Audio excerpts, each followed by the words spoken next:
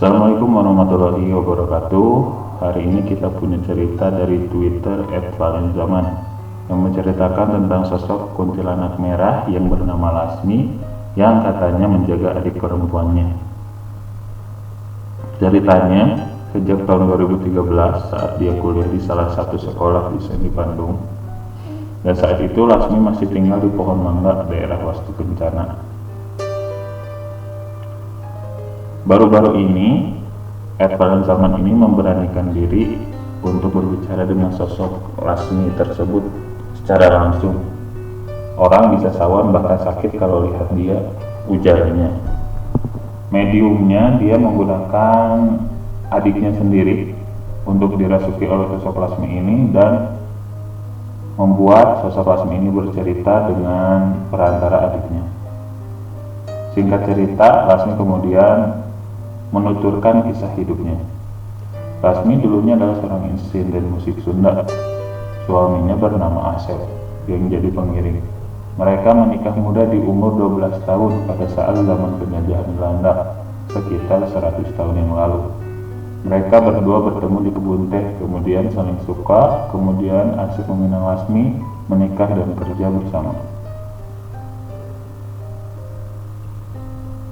Setelah mereka menikah, mereka menjalani hidup di rumah sederhana di daerah Lembang, dekat farmhouse.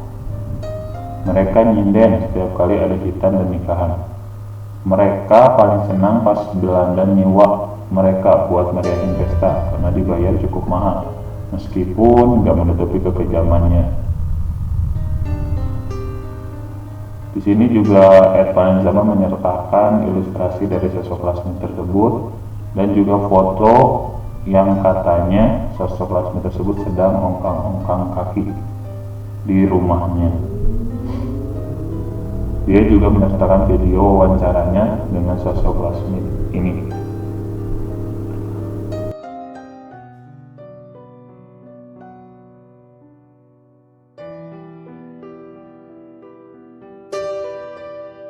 Kumaha damang? Kan dijagain. Kata apa nggak boleh berisik, ulah gandeng cenah. Kumahanya ya udahlah atuh. Oh iya. Lasmi mau tanya dong dikit. Lasmi ceritain dong tentang kehidupan gimana? Mungkin kumaha kehidupan hidupna, sejarahna. Kehidupan naon kan? Kehidupan. Kemudian lanjut cerita, Lasmi sedih karena 5 tahun pernikahan tidak dikaruniai anak, dan ini pun menjadi bahan pembicaraan oleh tetangganya. Si Lasmi teh kunaon nepi ka ayeuna teh boga budak, mandul lain manehna. Artinya si Lasmi kenapa sampai sekarang gak punya anak, mandul kalian. Asep menghibur Lasmi yang sering nangis saat ingin tidur. Asep bilang, udah tenang naon atuh neng, mun ceuk Gusti Allah ayeuna teh dibere momongan kun fayakun ge jadi, tapi mun ceuk Gusti Allah lain ayeuna kita teh tetap berdoa Allah teh moal sare. Artinya gak apa-apa nih kalau kata Gusti Allah dikasih anak sekarang kun fayakun jadi, tapi kalau kata Allah belum sekarang kita tetap berdoa Allah nggak tidur. Lasmi cuma mengangguk dan terus berdoa dalam sujudnya. Dia sering melamun saat melihat ibu-ibu hamil. Lasmi kadang-kadang dengan sopan meminta izin ke ibu-ibu hamil yang dia temui di jalan untuk mengelus perutnya, minta titip doanya supaya Lasmi lekas isi. Lasmi kepingin banget punya anak karena rumahnya terasa sepi, ditambah kunjungan tetangga yang tiap hari makin jadi. Teman Asep bahkan sampai bilang, "Sep, deus ya kawin deui we ulah di si Lasmi, bisi we sia nepi ka maot teu boga momongan." Artinya, "Sep, kamu mending kawin lagi, jangan sama si Lasmi, sampai mati juga gak bakal punya anak," kata temannya. Tapi Asep tetap teguh cintanya sama Lasmi. Mereka terus bekerja, berdoa, dan berusaha menjalani hidup yang makin berat. Pernah suatu kali saat selesai pentas di acara orang Belanda, Lasmi digoda oleh salah seorang Belanda yang tahu permasalahan mereka. Lasmi diajak dalam tanda kutip, siapa tahu aja jadi, katanya. Tapi Lasmi tersenyum dan menolak. Dia balas lewat bahasa Belanda, yang artinya, terima kasih Tuan, tapi saya tidak akan pernah mengkhianati suami saya. Londot itu tertawa, lalu menepuk pantat Lasmi sebelum berlalu. Lasmi tetap tersenyum dan menahan tangis.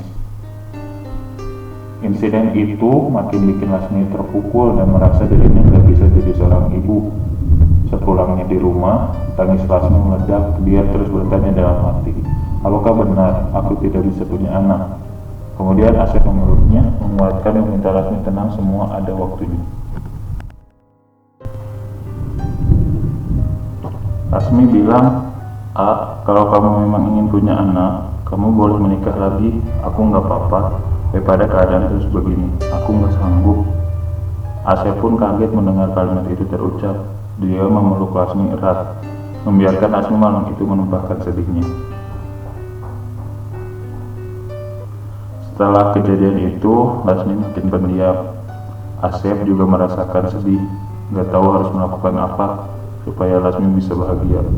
Ditambah Asep mulai sakit-sakitan karena sering kerja malam, pulang pagi. Rumah tangga mereka makin terasa dingin. Akhirnya tahunan mereka berumah tangga di tengah badai yang sedang melanda. Lasmi pun hamil. Dia hamil di tahun ke-10 pernikahan. Awalnya Lasmi gak sadar, dia cuma sering mual dan gampang capek. Lasmi pun menyampaikan kabar gembira ini ke Asep. Doa mereka terkabul. Saat Lasmi cerita ini, dia ketawa girang banget. Kebayang suaranya. Lasmi bilang pas itu dia cuma pengen segera melahirkan buah hatinya. Tetangga-tetangganya pun berhenti berkomentar dan mengucapkan selamat. Lasmi setiap saat mensapernya bilang utun, hal yang lumrah untuk ibu-ibu hamil. Asep pun merasa lega dan bahagia, meski sakitnya makin hari makin parah.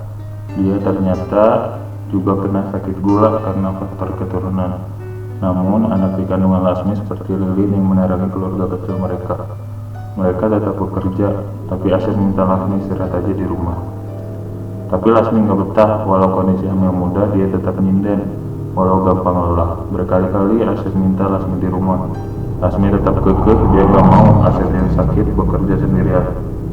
Lalu kejadian yang tidak pernah terbayangkan jadi neraka bagi mereka terjadi. Lasmi pulang duluan ke rumah. Saat itu, dia sedang berjalan kaki di Jalan Wastu Kencana. Pada zaman itu masih minim penerangan. Lasmi yang sedang hamil 3 bulan berjalan pelan sambil menahan lelah dan kantuk. Kemudian, sebuah mobil pengangkut tanpa lampu memadai tiba-tiba menerjangnya.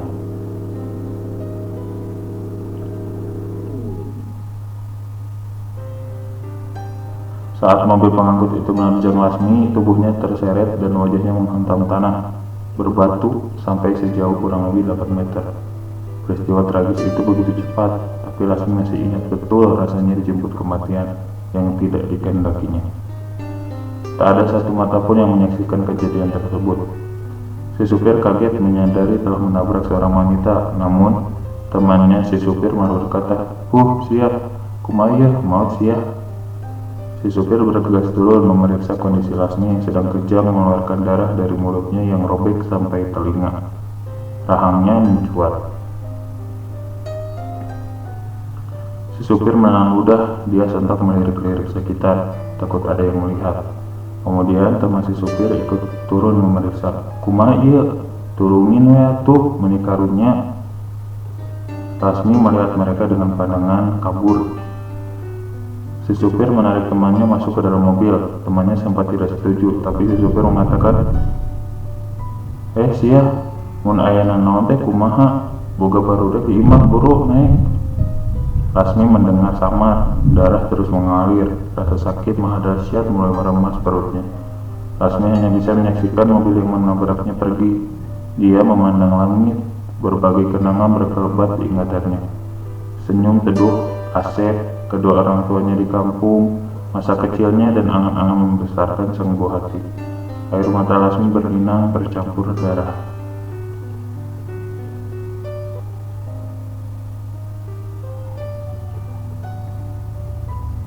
Darah mengenang kental di tanah. Rasa sakit di wajah dan perutnya meremas tanpa ampun. Lasmi tahu dia akan mati, tapi dia tidak mau kehilangan bayinya. Utun, Utun. Lasmi berusaha mengusap perutnya dengan tangannya yang patah sekuat tenaga. Lasmi perlahan merasakan tubuhnya dingin. Dia kehilangan hidup dan bayinya. Pandangannya yang buram melihat banyak raut tak kasat mata, menyaksikan sedang dijemput ajal. Mungkin dia masih tertolong seandainya ada yang melihat.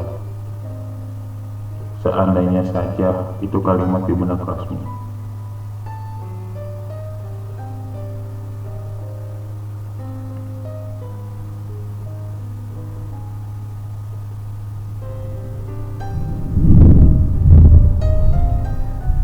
Gelap dan kosong, matanya tertutup sempurna dengan air mata yang menetes membayangkan sejenak sosoknya sebagai ibu. Namun takdir tidak memberinya kesempatan untuk mengalaminya. Tiba-tiba Lasmi merasakan rohnya keluar dari tubuhnya. Rasanya sakit tidak bisa dideskripsikan. Lasmi semalaman berdiri memandangi jasadnya yang naas sampai ditemukan oleh warga saat pagi hari. Lasmi hanya menangis dalam diam. Sekitar pukul 5 pagi, sepasang suami istri yang sedang berjalan kaki melihat jasad Lasmi. Sontak, Lasmi minta tolong agar jasadnya dipulangkan, tapi suaranya tak terjamah mereka. Lalu suami istri itu kalut melihat jasad yang mengerikan. Si suami menyuruh istrinya mengabarkan warga.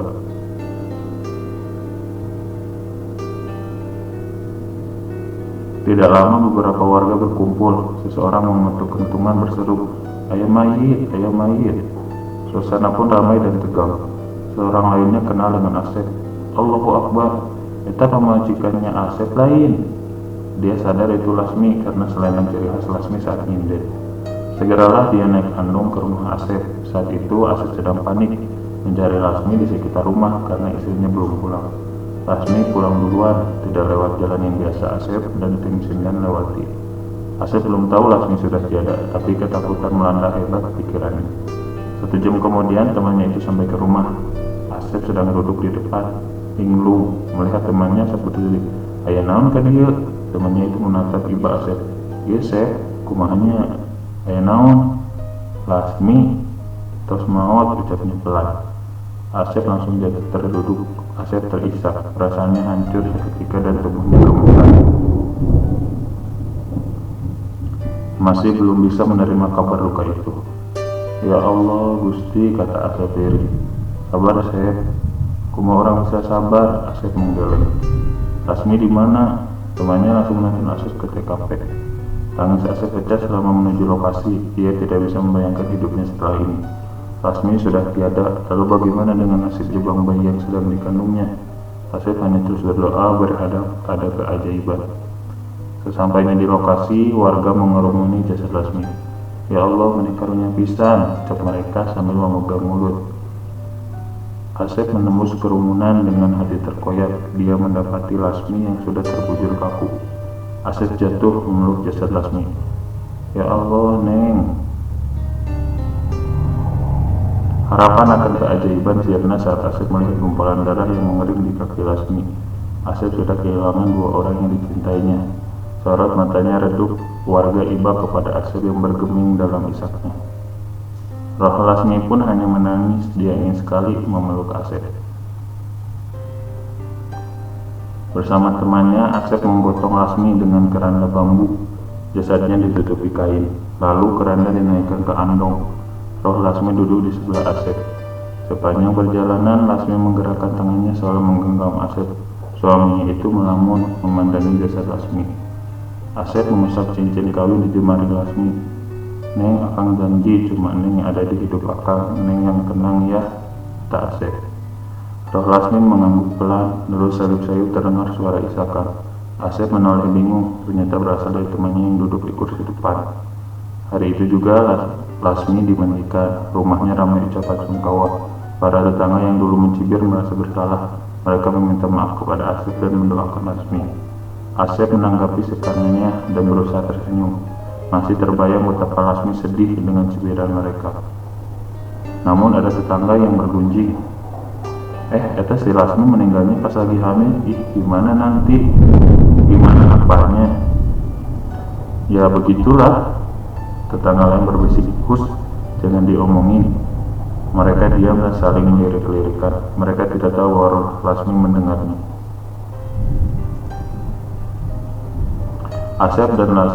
Tangis Asep dan Lasmi benar-benar pecah. Sebelum selesai dimandikan, dukun beranak mengeluarkan janin yang dikandung Lasmi. Setelah janin dikeluarkan, Lasmi hanya menutupi wajahnya karena tidak kuat menyaksikan Asep yang begitu terpukul. Keluarga Asep sampai menarik-narik Asep untuk menenangkan diri dan mencoba ikhlas. 10 tahun mereka menambahkan kehadiran si buah hati, tapi harus kehilangannya. Lasmi menatap urukan tanah. Terakhir janinnya dikubur. Lalu dia terbesit wajah supir yang menabraknya. Tiba-tiba kepedihan tak terelakkan mengoyak hatinya. Muncul dendam kesemut untuk dibalaskan kepada anak si supir. Lasmi harus menyaksikan si supir merasakan penderitaan.